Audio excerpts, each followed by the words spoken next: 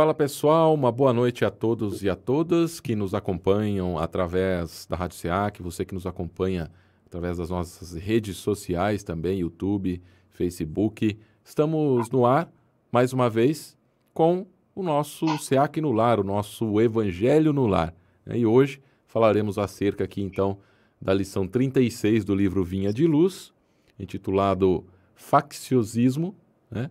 Então, você já pode ir separando o seu texto, né? Separando aí o seu livro, pegando o seu texto na internet, para participar conosco do nosso Evangelho no Lar, o nosso SEAC no Lar. E já dou as boas-vindas aqui para o meu companheiro de sempre, o Paulo Barbosa.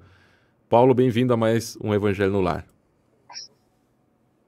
Boa noite, Jonatas. Boa noite ao pessoal que nos acompanha aí pelas redes sociais, pelos canais na internet. Sempre bom estar aqui, aprendendo sempre e avançando um pouquinho mais, um passinho a mais aí nessa jornada de crescimento e de evolução que a gente tem diariamente. E é muito bom estar aqui de novo. Perfeito. Paulo, obrigado, viu, por estar aqui presente conosco mais uma vez. Hoje, então, falaremos aí acerca do o capítulo 36 do livro Vinha de Luz. E então, antes de dar início aqui ao nosso Evangelho no Lar, como sempre, a gente passa uma breve instrução aqui do Evangelho no Lar, porque o intuito é esse, né? Para que a gente consiga ensinar as pessoas a praticarem o Evangelho no Lar. Essa ferramenta tão importante que nós temos, né? Que nos traz tantos benefícios e que é simples, né? Fácil da gente fazer, toma pouco tempo, embora o nosso programa aqui tenha 1 hora de duração, então já vai a primeira dica, né? Nosso programa aqui tem de 40 minutos a 1 hora de duração, mas você na sua casa, 15, 20 minutinhos, tá bom demais, tá? Como é composto, então, o nosso Evangelho no Lar? A gente faz uma prece de abertura, a gente faz uma leitura, no caso a gente está aqui com o livro Vinha de Luz, seguindo ali sequencialmente. Depois a gente faz comentários do que entendemos sobre a leitura com as pessoas que estão participando conosco. Depois uma prece de encerramento. Então, prece de abertura, leitura, comentários e prece de encerramento. Basicamente isso, certo? É importante que você deixe aí ao seu lado um copinho, uma garrafinha com água, né? A água é um elemento intermediário, vamos dizer assim, é uma ferramenta importante que nós temos, né? O Paulo vai falar um pouquinho para a gente sobre isso. E também tirar algumas dúvidas, né? As pessoas têm algumas dúvidas, por exemplo, mas eu moro sozinho, não tem, ou as pessoas que moram na minha casa não querem participar, pode fazer sozinho? Pode fazer sozinho, né? Não só pode como deve. É importante também que se escolha dia e horários, o dia e horário fixo, né? Na semana, uma vez por semana, o dia e horário fixo. Então, é basicamente isso, tá? O Paulo vai falar um pouquinho pra gente sobre a importância do Evangelho no Lar, sobre a água, né? Sobre por que aí o dia e horário fixo. E caso tenha algum detalhe também que você queira acrescentar, Paulo, fique à vontade, tá bom? Tá ótimo. Bom, toda vez que a gente se coloca na posição, né, de fazer um estudo, e assim, um estudo com a frequência certinha, né, uma periodicidade já determinada, sempre é bom porque a gente acaba pegando uma linha de raciocínio que é interessante, ela vai sempre se complementando. Quando a gente faz um estudo, né, das obras básicas do Evangelho, a gente já começa a ter alguns acréscimos, né, porque a gente já começa a ter um hábito muito saudável, vamos dizer, vibracionalmente falando, porque naquele momento a gente vai ter uma leitura que vai naturalmente nos elevar às vibrações, vai nos fazer voltar os nossos pensamentos para coisas mais edificantes, mais importantes, que a gente vai refletir sobre aquilo. E o Evangelho no Lar também é isso, além de ser algo que a gente não faz sozinho, né? A gente às vezes faz com os familiares, com as pessoas que moram conosco. Aí você até falou, mas e quando a pessoa mora sozinha? Ela pode fazer normalmente também. Como eu disse, sozinho a gente nunca vai estar, né? Porque quando tem essa periodicidade, quando a gente realmente assume esse compromisso, a espiritualidade aproveita também esses momentos para poder aí estar junto de nós. Tá? Como eu disse, a gente acaba elevando o nosso padrão vibratório e aquela conexão com o nosso espírito protetor ou anjo da guarda, como queiram chamar, fica mais fácil. Então, às vezes, alguma intuição, alguma ideia que a gente possa ter dali, naquele momento ou nos dias seguintes, pode vir dessa conexão que vai se fortalecendo com a prática constante desse hábito tão saudável que é o estudo, que é o Evangelho no lar. Então, daí essa importância de ter essa prática. Quando a gente começa a ter essa frequência e a gente não deixa ela se interromper por qualquer motivo, a gente começa a também fazer em casa mesmo uma faxina de fluidos, porque como é um hábito saudável, que atrai muito os bons fluidos aí da espiritualidade, que está sempre pronta a nos ajudar, a gente acaba cuidando da atmosfera vibracional do ambiente onde a gente faz o Evangelho. Então, não só no cômodo, mas de repente da casa toda. Né? O livro do André Luiz traz algumas passagens que o Espírito eles passando pela rua vêm como se fossem pessoas esperando para entrar, que eram espíritos, na verdade, e ele indaga, né? O instrutor dele, ele fala que naquela casa as pessoas estavam fazendo um estudo. Então, para ver o tanto que a gente pode se auxiliar quando tem esse tipo de estudo, quando tem essa prática como o Evangelho, né? Que a gente pode também fazer um estudo sistematizado de outras obras do Espiritismo. Mas o Evangelho ele tem essa característica mais de troca, de tratamento, vamos dizer assim, porque a gente acaba relaxando um pouco mais, a gente acaba elevando os pensamentos, acalmando um pouco e acaba se cuidando também um pouquinho. Vamos fazer junto? Então, que bom, vamos ter lá a família próxima da gente, os amigos, o esposo, a esposa. Sempre lembrando que o Evangelho é o momento da gente ler e ver aonde aquilo que a gente leu se encaixa em nós. Cada um vai fazer a sua introspecção, a sua reflexão e vai ver em que aquilo ajuda, né? Em que aquilo cabe no meu dia a dia. Então, é a hora da gente realmente cuidar do nosso progresso, da nossa evolução. Inclusive, o texto, de certa forma, fala isso também, a gente vai ver logo mais à frente. Ah, mas e sozinho, o que eu faço? Sozinho a gente vai ter, sim, a companhia de bons amigos que vão estar ali também aprendendo juntamente conosco, ensinando juntamente conosco. Porque, como eu disse, a espiritualidade sempre aproveita as oportunidades para auxiliar, seja nós que estamos aqui, seja quem está do outro lado e que também precise aí, de repente, de um momento aí de algumas reflexões, de algumas ideias que são trocadas, mesmo que através de uma reflexão que a gente faça conosco mesmo. Sozinhos a gente não deve esquecer que nunca estaremos. Então o que a gente fala pode estar servindo para outros amigos desencarnados que possam estar aí participando conosco, com o mesmo intuito de crescimento, de aprimoramento, sempre acompanhados dos nossos amigos da espiritualidade. O Jonatas falou também da água, né? A gente recomenda sempre deixar um copinho de água no ambiente onde a gente faz o Evangelho. Para quê? A água, ela tem por característica absorver energias com muita facilidade. Tanto que ele falou que a água é um intermediário, muito bom o termo usado, porque é exatamente isso. Os nossos amigos da espiritualidade, nos visitando com essa frequência aí do nosso estudo, já vão identificando o que a gente pode precisar. Então, eles sempre trazem os fluidos que a gente possa estar necessitando, colocam nessa água que absorve essas energias, e nós, quando tomamos essa água, ingerimos esses fluidos que vão nos fazer bem. Então, é algo que, por isso que eu também falei que é um tratamento, porque também tem esse lado terapêutico que a gente acaba tendo através da água fluidificada que a gente consegue durante o Evangelho no Lar. Tá? Pode fazer com um copinho, ou pode fazer com uma garrafinha de 500, 300 ml e tomando ela ao longo da semana. Então, é algo que é muito bom, só traz benefícios e, assim, a gente realmente percebe durante o dia, nos dias, né, no dia a dia nosso, da vida cotidiana, que algumas vezes a gente se recorda de algum pensamento, alguma ideia que trocamos no Evangelho e que naquele momento faz um sentido que a gente fala, olha, vou fazer dessa maneira porque foi algo que me chamou a atenção no Evangelho da semana passada. E pode ser aquela intuição do nosso anjo da guarda que está agindo naquele momento para a gente fazer uma escolha melhor aí para nós mesmos. Então, só tem ganhos nessa prática tão salutar que é o Evangelho no Lar. Perfeito, pessoal. Então é isso, né? Dadas aí as explicações, né, os comentários do Paulo, explicando perfeitamente aí a importância, né, do nosso Evangelho no Lar e os detalhes aí, vamos dizer assim, né, para que a gente tenha aí um melhor aproveitamento.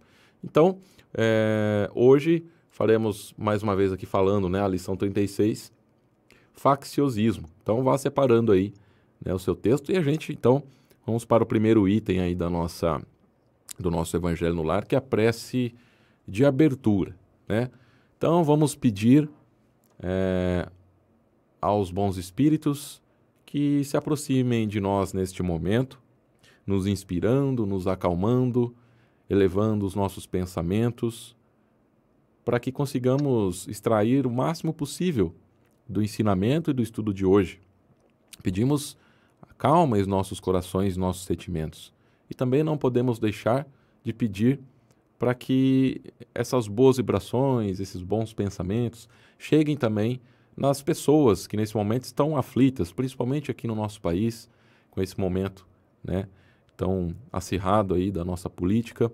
Então pedimos também, vamos orar em nome das pessoas, né, em nome do nosso país, para que as coisas se acalmem, né, que deem certo, que tudo se encaixe e que todos fiquemos bem. Então agradecemos a oportunidade, mais uma vez, de estarmos juntos aqui em nome de Jesus, dos bons espíritos, e que assim seja. E damos início, então, ao nosso Evangelho no Lar. Vamos ler aí, fazer então a leitura do texto. Vou deixar na tela aí mais um pouquinho para você que quer pegar o texto aí. Está aí então a lição 36, facciosismo. Mas se tendes amarga inveja e sentimento faccioso em vosso coração, não vos glorieis, nem mintais contra a verdade. Isso está em Tiago, né? Capítulo 3, versículo 14. Toda a escola religiosa apresenta valores inconfundíveis ao homem de boa vontade. Não obstante, os abusos do sacerdócio, a exploração inferior do elemento humano e as fantasias do oculto exterior, o coração sincero beneficiar-se-á amplamente na fonte da fé, iluminando-se para encontrar a consciência divina em si mesmo. Mas, em todo o instituto religioso, propriamente humano, há que evitar um perigo, o sentimento faccioso, que adia indefinidamente as mais sublimes edificações espirituais. Católicos, protestantes, espiritistas, todos eles se movimentam, ameaçados pelo monstro da separação, como se o pensamento religioso traduzisse fermento da discórdia. Infelizmente, é muito grande o número de orientadores encarnados que se deixam dominar por suas garras perturbadoras. Espessos obstáculos impedem a visão da maioria. Querem todos que Deus lhe pertença, mas não cogitam de pertencer a Deus. Que todo o aprendiz de Cristo esteja preparado a resistir ao mal e, imprescindível, porém, que compreenda a paternidade divina por sagrada herança de todas as criaturas, reconhecendo que, na casa do Pai, a única diferença entre os homens é a que se mede pelo esforço nobre de cada um. Então, aí são as palavras do Emmanuel, né, o Espírito, então, que através do Chico Xavier escreveu aí vários livros, e esse livro Vinha de Luz que nos traz grandes ensinamentos. Para dar aqui um pontapé inicial sobre o que eu entendi aqui, Paulo, que existe aí uma espécie de rivalidade, né, entre as religiões, onde um acha que o que faz está certo e o outro acha que o que faz está certo, e um acaba não respeitando o outro, né? E aí o que acontece? Acaba ocorrendo uma divisão, sendo que, na verdade, Deus não quer uma divisão, né? Que é uma união, na verdade, né? Nós queremos uma união e não uma divisão, né? Por aí divergências de pensamentos ou de interpretação.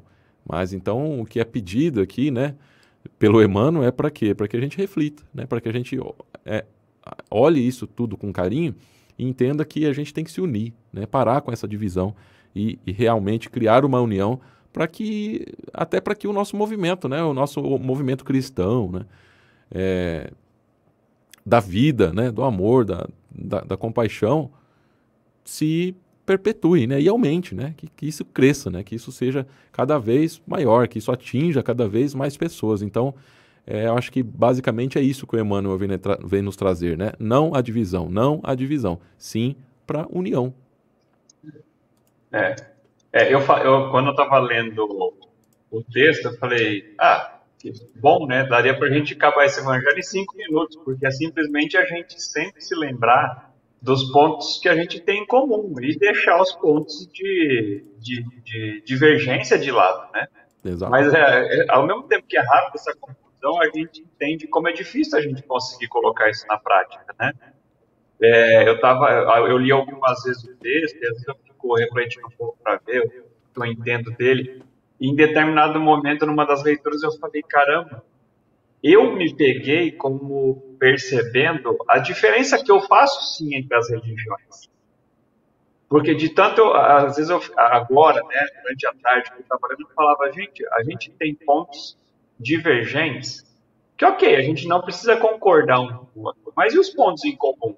Porque os pontos divergentes, eles dizem muito mais ao que está por vir também, e os pontos semelhantes falam muito o que a gente pode fazer aqui, que é praticar o amor, que é entender o próximo, que é ser tolerante, que é ter paciência, que é praticar o bem. Então, as semelhanças das religiões, ele começa o texto, aliás, gente, facciosismo, que eu também não sabia, quer dizer alguma coisa como separatismo. Então, como fazer diferença, né? E ele fala, toda escola religiosa apresenta valores inconfundíveis ao homem de boa vontade. Ou seja, quem quer aprender vai achar material muito útil em todas as religiões. E, de fato, todas as religiões sérias, elas pregam o amor, elas pregam a tolerância, elas pregam o cultivo, a prática do bem. Então, assim, simples, né? Era só a gente colocar isso em prática e todo mundo ia estar feliz. A questão é a gente conseguir colocar isso em prática no nosso dia a dia, né? E aí ele fala, né? Se isso é tão simples, por que a gente se foca tanto nas diferenças? Né? Porque não dá mais importância com as semelhanças. E, de novo, cada religião, Jesus deixou religião nenhuma. Ele sequer escreveu alguma parte do Evangelho. Quem escreveram foram as pessoas que acompanharam ele, as que souberam da história depois e foram escrever os Evangelhos. Porque Jesus sabia que se ele deixasse alguma coisa, aquilo ia ser tomado de uma maneira equivocada. Então ele deixou o quê? Ele deixou o exemplo. E o exemplo que ele deixou, a gente vê em religiões que sequer são cristãs. Que de novo, esse amor, esse cultivo do bem, essa tolerância. Então, são valores que a gente, de fato, vê em qualquer religião. Então, se todas elas têm isso em comum, assim como o Espiritismo também tem, por que não a gente realmente ver menos diferenças e mais identificações de caminhar de cada um? Porque, é como eu falei, eu me peguei também, de certa maneira, selecionando as religiões. E depois de ler esse texto algumas vezes, ficar refletindo, a sensação que eu tenho é que, de alguma maneira, eu quero aproximar do mundo. Né? Não ver as religiões como algo que separe, como algo que distingua. Né? São pensamentos distintos de um caminho que vai nos levar ao mesmo objetivo, que é o nosso crescimento, a nossa evolução. Mas alguns vão pela montanha, outros vão pela praia e outros vão pelo deserto. Mas todos nós vamos chegar no mesmo ponto. Né? E aí ele, dando sequência, se você quiser acrescentar alguma coisa aí, Jonas? Uhum. O Paulo, aqui a gente vê aqui no comecinho, né? Mas se tendes amarga inveja e sentimento faccioso em vosso coração, não vos glorieis nem mintais contra a verdade, né? Então, acho que nessa parte aqui do versículo, né? Eu acho que ele vem nos dizer assim, para que a gente olhe para dentro de nós mesmos, né? Que a gente preste atenção nas nossas atitudes para ver se a gente não está tendo um sentimento faccioso, ou seja, né, algo que seja parcial, né? A gente, de repente, é da religião X ou Y e a gente é parcial com aquilo, né? A gente só acredita naquilo e acaba desrespeitando as outras. E aí, em seguida disso aqui, já no primeiro parágrafo aqui, o Emmanuel já vem dizendo aqui, ó, toda escola religiosa apresenta valores inconfundíveis ao homem de boa vontade, ponto final. Então, olha só, já começa aqui dizendo, né? E veja só, né? Um livro espírita, aqui no nosso Evangelho Espírita, né? O Emmanuel, né? Que veio através do Chico Xavier, falando o quê? Que toda escola religiosa, não é só o espiritismo, né? É o evangélico, é o católico, é a Umbanda, é todo Exato. mundo, né? Todos eles apresentam valores inconfundíveis ao homem de boa vontade, para quem é de boa vontade, né? Então a gente que está aqui de boa vontade, eu e o Paulo que estamos aqui no Centro Espírita Amor e Caridade, né? Você que está aí na sua casa, de repente você às vezes nem é espírita, está nos acompanhando aí, mas pode ser evangélico, pode ser católico. Todos nós somos de boa vontade, estamos aqui de boa vontade. Nós aqui compartilhando com vocês o que a gente está aprendendo aqui também, né? E vocês aí compartilhando o tempo de vocês, assistindo o que a gente tem para falar, né?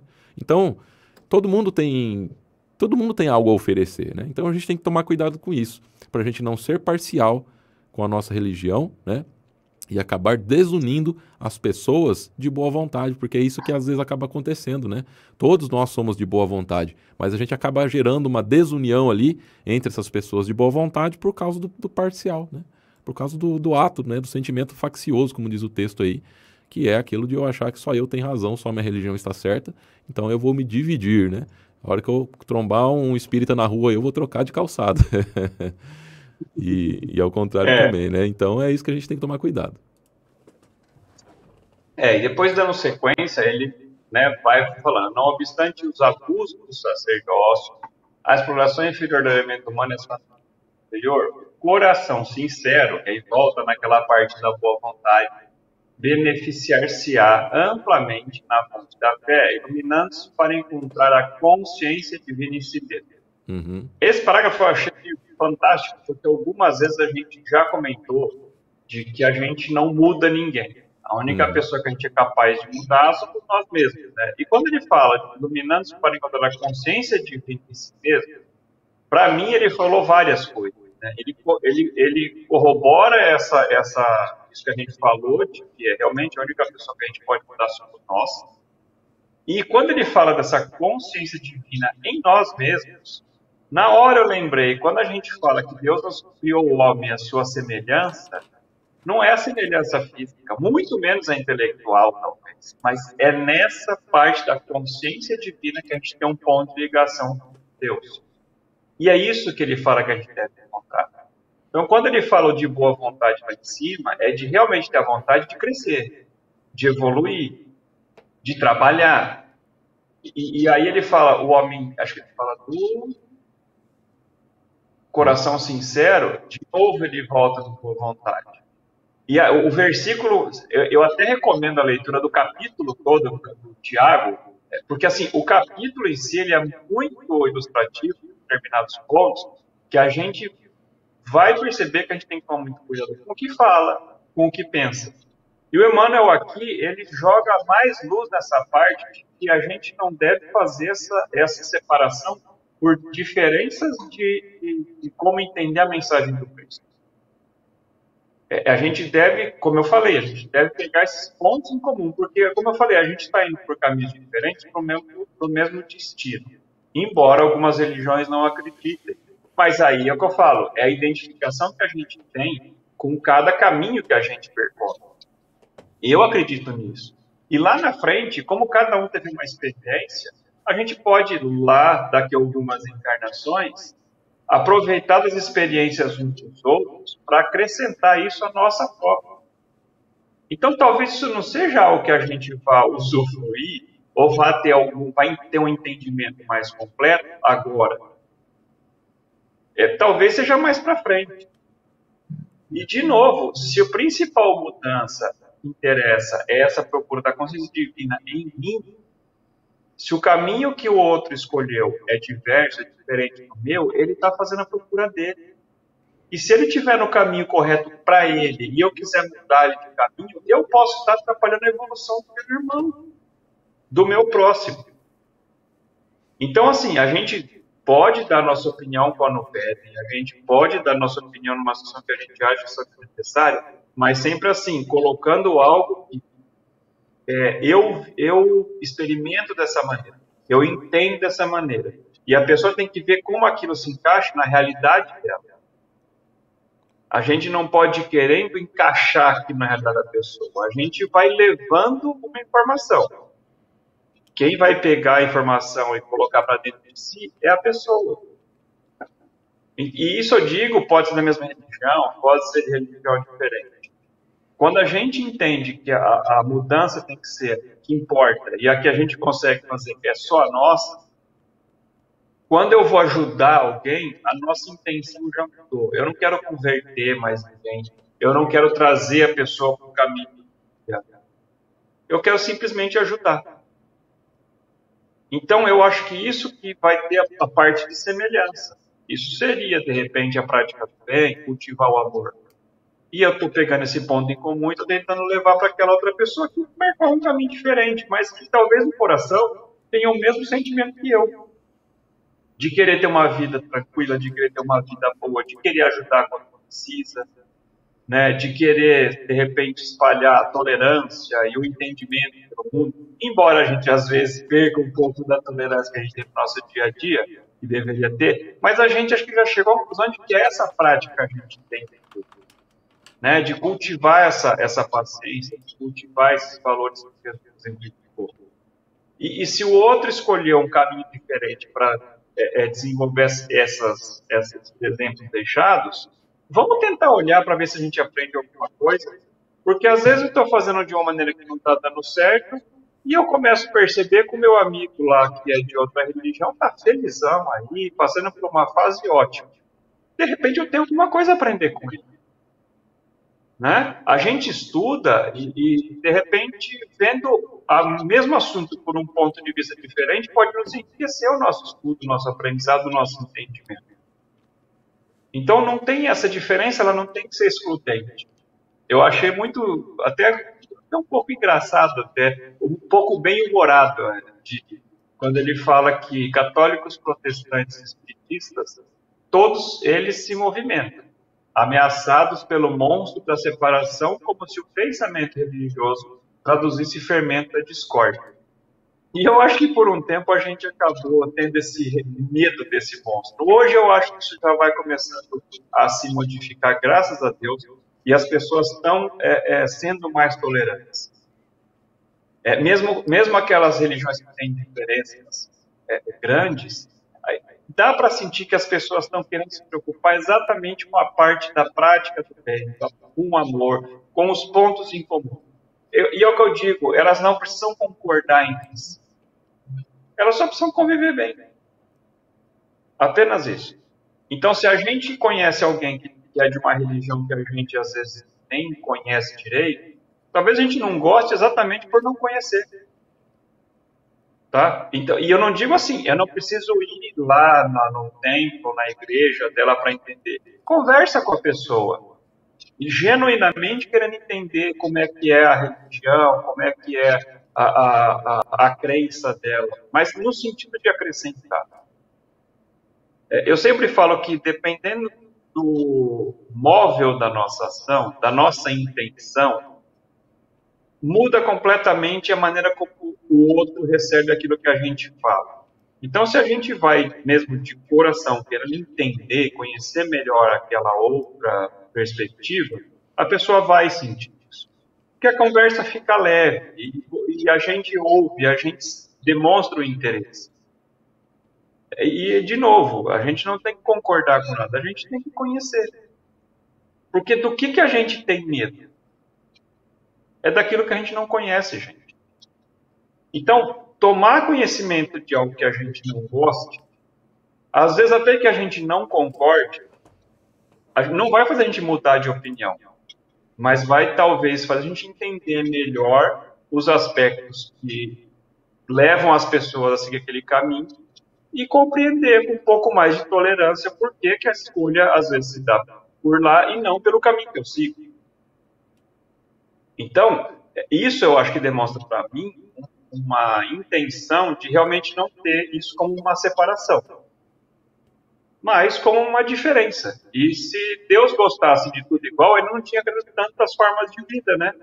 E a gente vê tantas formas diversas de vida, então acho que Deus gosta dessa diferença, porque acho que em muitos casos um complementa o outro, um ensina um ponto diferente para o outro e assim a gente vai caminhando. É, uma parte que me chama a atenção aqui é essa do é o monstro da separação, né? Como se o pensamento religioso traduzisse fermento da discórdia, né? Então, a gente tem que tomar cuidado, né? Porque dentro da própria igreja pode ter esse monstro da separação, né? E às vezes não é a igreja em si, como diz o texto lá em cima, né? No começo lá. Que toda escola religiosa apresenta valores inconfundíveis ao homem de boa vontade. Então não é a igreja em si, né? Mas sim aqueles que participam dela, né? Então a gente tem que ter esse filtro, né? Para a gente saber se aquele padre, pastor, palestrante espírita, orientador que está ali no momento, não é ele que está trazendo esse monstro para a gente, né? De separação, de não aceitar o pensamento religioso dos nossos irmãos, né? Porque no final das contas, todas as igrejas têm um motivo só, né? Levar a gente à fé, levar a gente próximos a Jesus, a Deus, né? As boas atitudes. E aí o texto segue aqui. Infelizmente, é muito grande o número de orientadores encarnados que se deixam dominar por suas garras perturbadoras, né? Então é isso aí, ó, que eu disse, né? Então cabe a nós analisarmos, né, as coisas. E isso, essa análise, pessoal, ela é para a nossa vida inteira, né? Ela não é somente, ela é para tudo, né? Ela é para política, é na hora que a gente vai comprar alguma coisa, é na hora que a gente vai vender alguma coisa. E por que não teria que ser também na hora da gente ir para a igreja, de a gente ir para o centro espírita, né? Então a gente tem que ter essa análise, vamos dizer assim, crítica, né? A gente tem que analisar e ver se aquilo que aquele orientador está mesmo nos orientando corretamente. Não é porque ele é um padre, um pastor, um palestrante espírita que ele está 100% correto, né? Cabe a nós também a gente dar uma filtrada nisso, né? E ver, como eu disse, né? Se esse indivíduo aí não é o monstro da separação, né? Com pensamentos, como diz o texto aqui, religiosos, traduzindo aí fermentos da discórdia. A gente tem que se unir. E é o que o Paulo disse agora há pouco pra gente. De repente, se a gente expõe a nossa opinião e outra pessoa expõe a opinião dela também, que é diferente da nossa, a gente aprende juntos, né? Muitas vezes aquilo que o outro expõe pra gente, a gente nunca tinha pensado, de repente é algo que faz toda a diferença na nossa vida, no nosso pensamento. Então temos que estar abertos a isso. Até porque, né, Paulo, a humanidade só evolui porque um compartilha com o outro, tudo, né? Imagina se por exemplo, nós temos aqui, né? Todo mundo tem um celular na mão. Imagina se o cara que inventou o celular guardar só para ele, para a família dele, sei lá, só para os amigos dele ou só para o país dele e ninguém mais pudesse ter. E aí, né?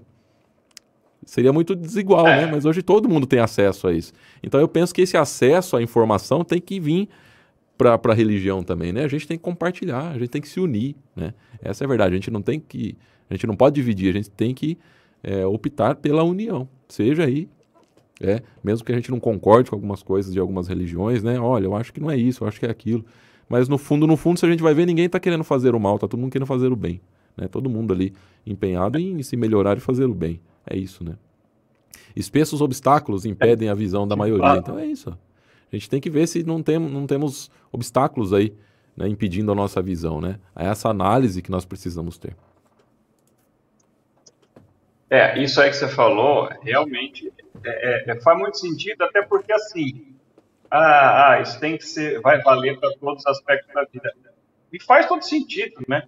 Porque se a gente consegue colocar isso para uma parte, por que não fazer para todas as outras? Então, por que não também deixar de ser excludente em outras áreas da vida? E isso eu acho que faz muito sentido, porque é o que eu falo, a gente ouve na igreja, no centro, no templo, onde quer que a gente vá, lá na palestra, no culto ou na missa, o que a gente deve praticar durante os dias subsequentes.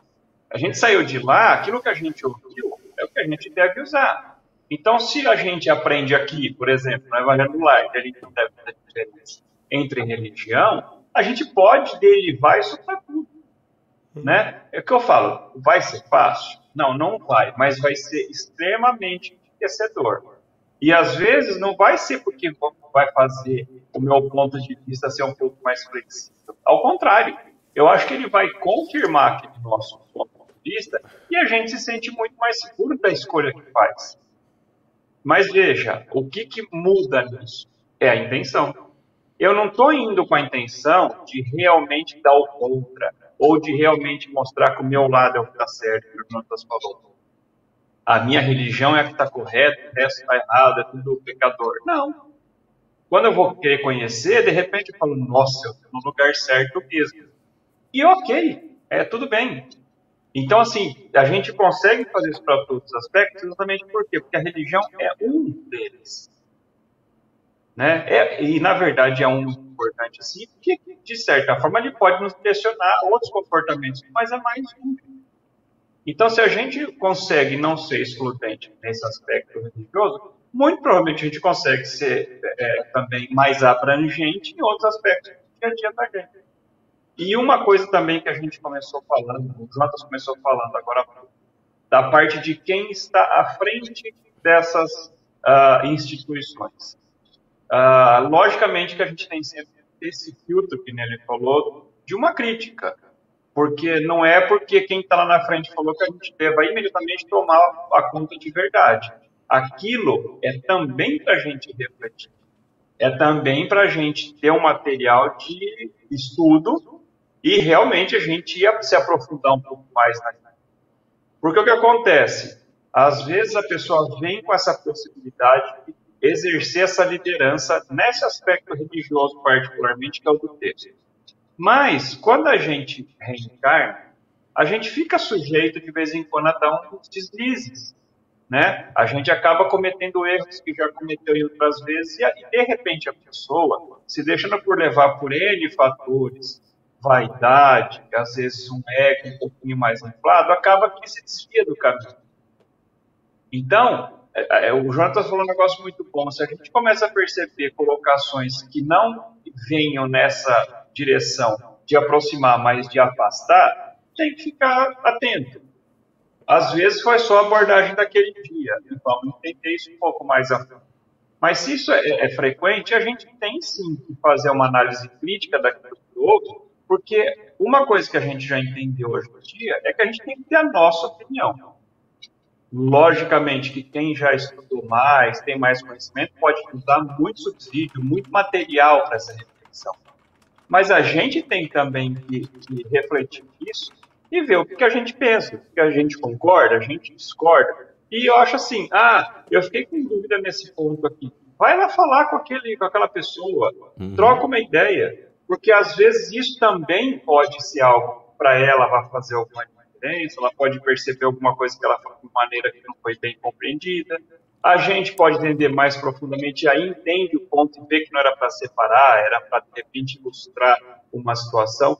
Então, o que não pode mais é a gente, de repente, ficar na dúvida, né? Por quê? Porque todo mundo está sujeito a dar essas escorregadas de vez em quando.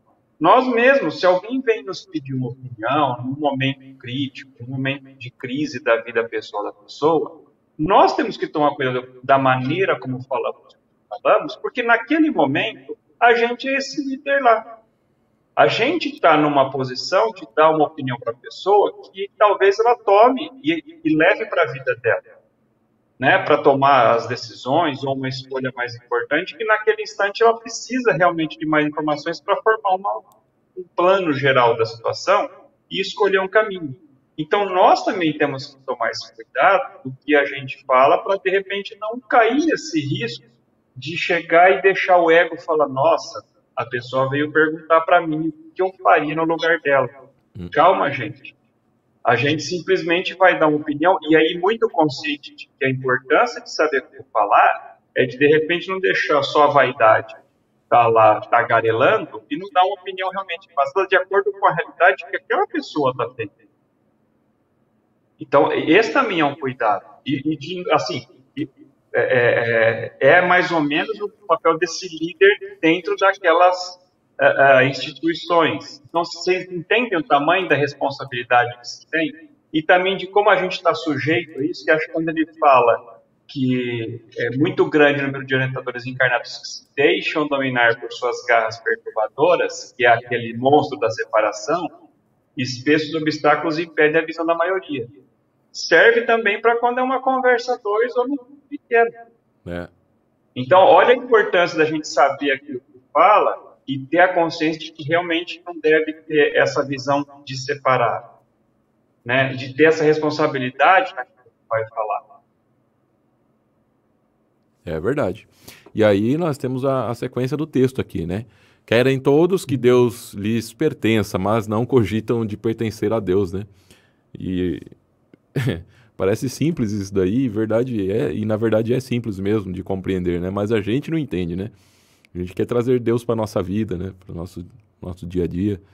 E isso só vai acontecer quando a gente pertencer a Deus, né? É como diz o texto aí, né?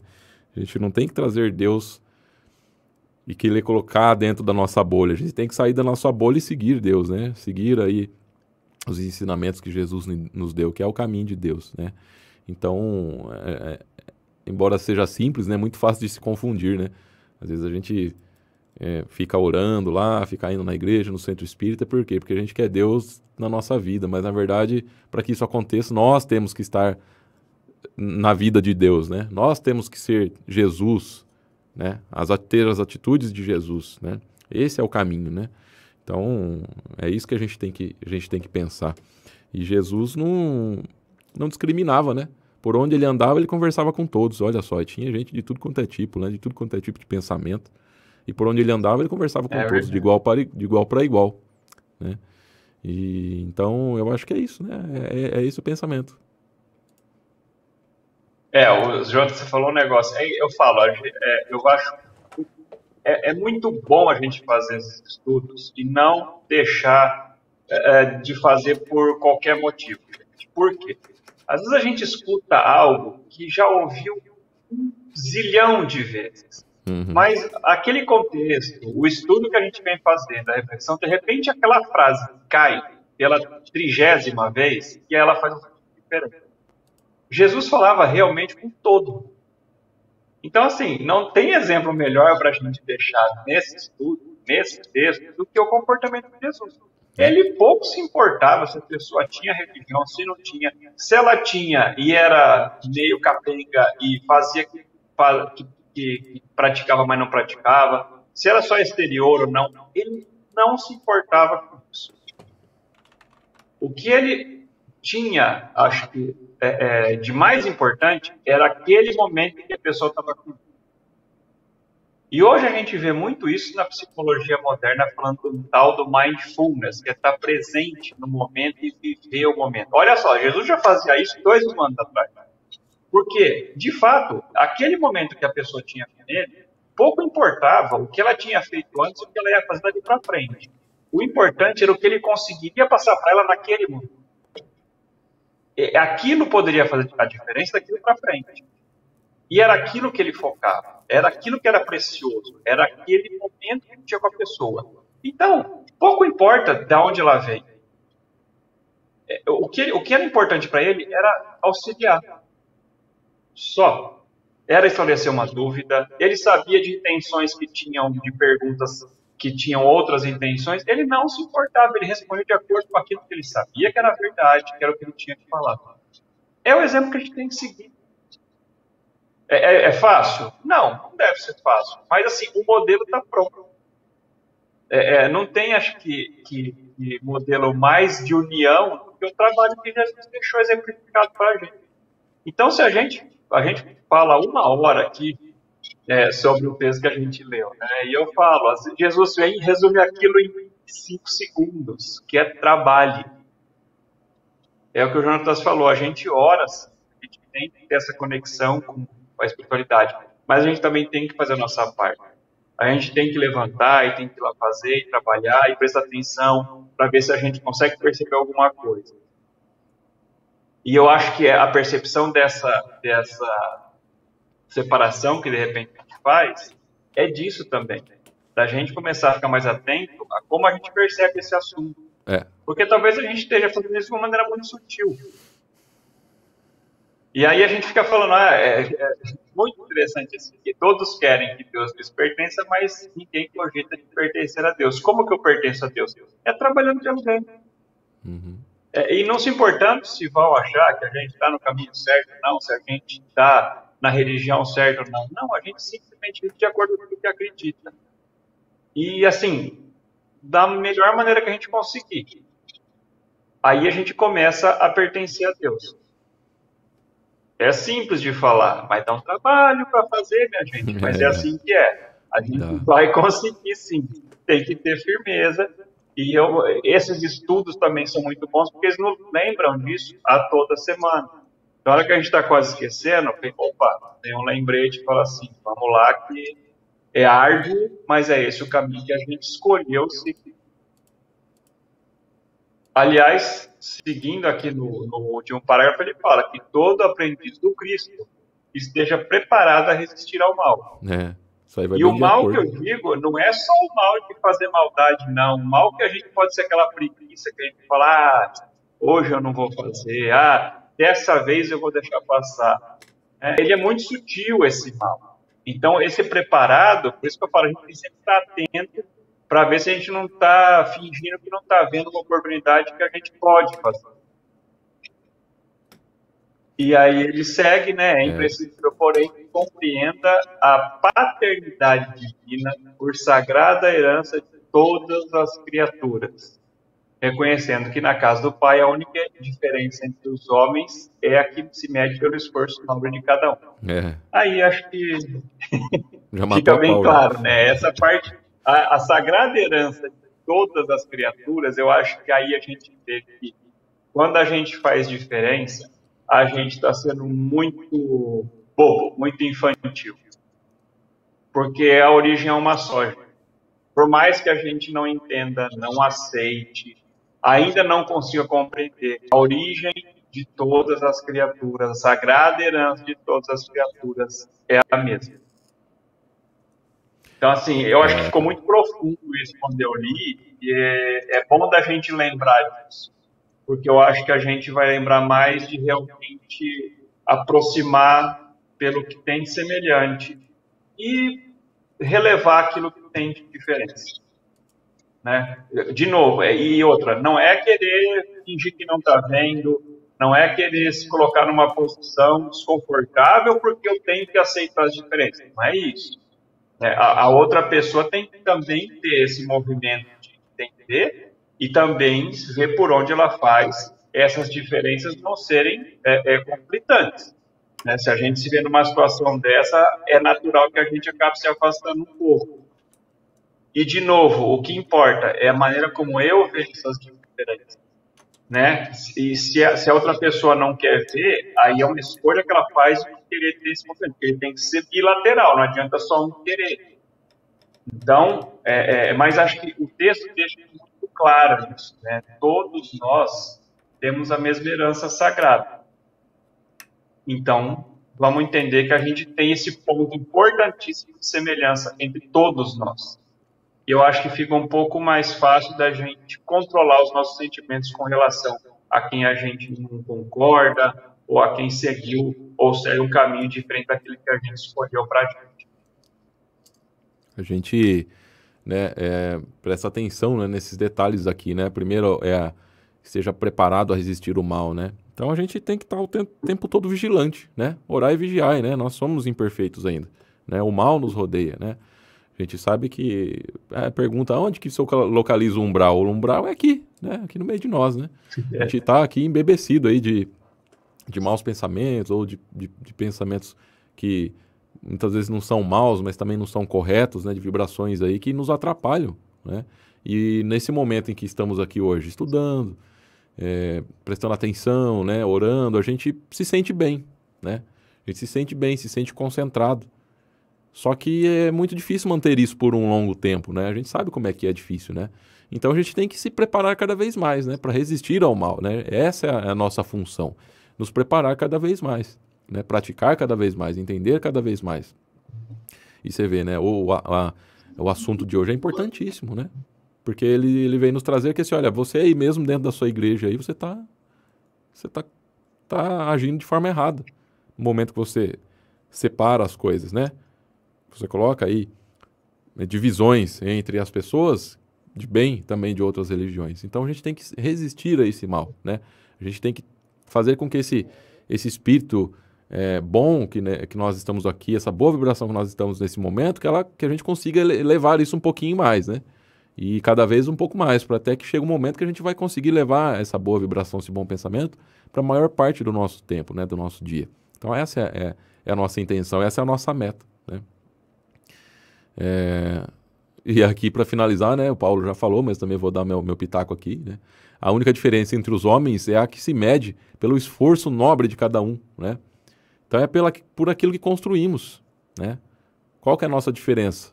Qual que é a minha diferença para a sua, para qualquer um que esteja aqui nessa terra, nesse momento? A minha diferença para as outras pessoas que é o que eu construí, o que eu fiz, né? Qual que é a minha construção? Qual que é a sua construção? A gente tem que analisar isso. O que a gente está fazendo pelo bem? Pelo meu bem, pelo bem da minha família, pelo bem das outras pessoas, né? É isso que vale a pena, é isso que vai medir a diferença entre as pessoas. Então, fica aí então esse convite do Emmanuel, né, para que a gente reflita sobre esse assunto e para que a gente pare de dividir, né? Porque a gente acaba criando então essa divisão entre mesmo as pessoas que estão bem intencionadas, né? Que estão buscando aí o mesmo caminho, seja buscando o mesmo, chegar no mesmo lugar, mesmo que seja por caminhos diferentes, vamos dizer assim, né? Mas o ponto final do trajeto ali é o mesmo para todos nós. Então a gente tem que buscar não dividir mais, né? A gente tem que entender que todos nós estamos buscando então esse mesmo ponto a chegar. Paulo, fica com você aí se você quiser dar as suas últimas palavras, né? Eu acho que o texto, ele realmente, desenvolvendo agora, a gente vê o tamanho que ele de realmente fazer essa inclusão, sabe? A gente realmente entender que as diferenças, às vezes, se não forem todas as vezes, somos nós mesmos quem criamos. E talvez a gente dê muita importância para algo que a gente deva medir de novo, que são essas diferenças, e como o Jonatas falou, não só essas diferenças religiosas, a gente pode derivar isso para muita coisa da vida, e é impressionante como a gente começa a ver muito da mensagem de Jesus nas palavras que o Emmanuel escolhe para colocar nesse texto. Então, é um texto bem, bem profundo. Eu acho que a gente, e o momento que a gente vive, então, acho que ele também se encaixa muito bem. Mas não só por isso, eu acho que ele é algo que a gente possa levar assim para a vida toda, porque é algo que vem nos mostrar que a gente pode se unir, mesmo tendo diferenças. Ninguém precisa ser igual ao outro. A gente consegue ficar unido mesmo sendo diferente. A gente consegue ser unido mesmo querendo ter opções diferentes. Mas a gente consegue ficar unido. Eu acho que isso que é o mais importante, porque aí a gente acho que se fortalece, a gente se tranquiliza e tudo acho que fica mais fácil, mais fluido de se seguir. O caminho acho que fica melhor de ser percorrido. Né? E quando ele fala da diferença entre os homens é o que se mede pelo esforço nobre, eu acho que quanto mais a pessoa vai se tornando boa, no sentido de realmente praticar o bem, mais ela vai entendendo que ela não está fazendo nada demais. Ela está fazendo aquilo que ela pode fazer, simplesmente isso. E eu acho que é aí que a gente começa realmente a fazer o bem como algo natural, porque ele deixa de ser algo que a gente vê como elevado, lá em cima, como se fosse algo quase santo. A gente vê que é algo que todo mundo pode fazer. E por isso que a gente vê essa característica de pessoas como Chico, como Divaldo, como a Madre Teresa, os exemplos que a gente cita sempre, que eram pessoas que pareciam ser simples de tudo, porque não tem nada demais em fazer o bem. Assim, nada demais que eu digo que o orgulho possa ser massageado, o ego possa ser massageado, a vaidade possa ser inflada. É algo natural. E as pessoas tinham isso tão naturalmente que para elas parecia que era algo corriqueiro. E para a gente vai ser isso. Mas exige esse esforço nobre de cada um. E a gente vai chegar lá, com certeza. Perfeito.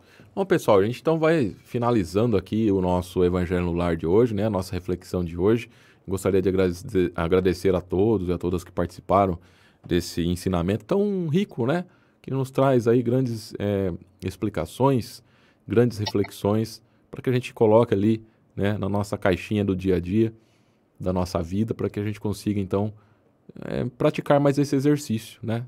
De não dividir. Certo, pessoal? Eu vou ficando por aqui, deixo um grande abraço a todos, desejo a todos aí uma ótima semana, e o Paulo vai fazer a prece de encerramento para a gente. Pessoal, grande abraço, fiquem com Deus.